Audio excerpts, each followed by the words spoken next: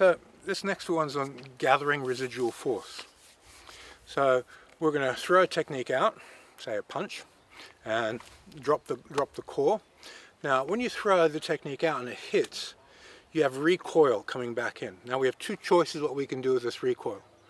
We can hit stick and keep stretching the energy out, or we can hit stick and draw the energy back.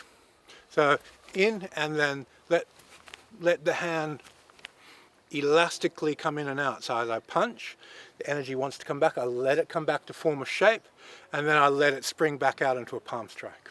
So punch, palm, punch.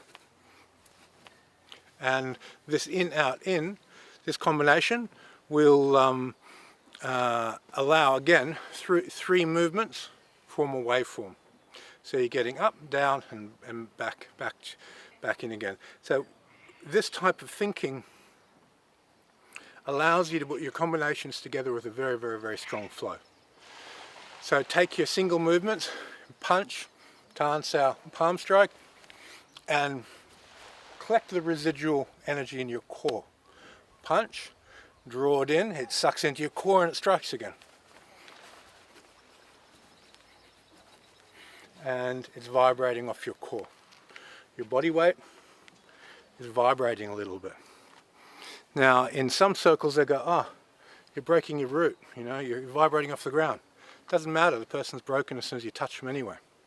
As soon as you touch someone, catch their center, you've struck them, you've broke them. And your combination is going to shoot through like a machine gun.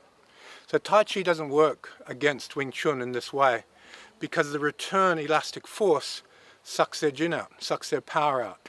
The energy that they're going to catch you on is a type of tension they're sticking to. But when that tension is electric magnetic, it destroys it. It works straight through and they get hit. So this isn't a Tai Chi principle. This is much more of a striker's form of Qigong. And with this particular model, don't be afraid of tension, but be afraid of resistance of holding your muscle. So you want tensile strength in the elasticity of your body, and you want to be able to absorb through that elasticity. Your absorbing capacity is very, very, very important. What's less important is softness. You're not soft. A spring needs tension in the spring to absorb force. So we've got to look at this when we're doing these drills. Okay, thank you for your time. See you in the next video.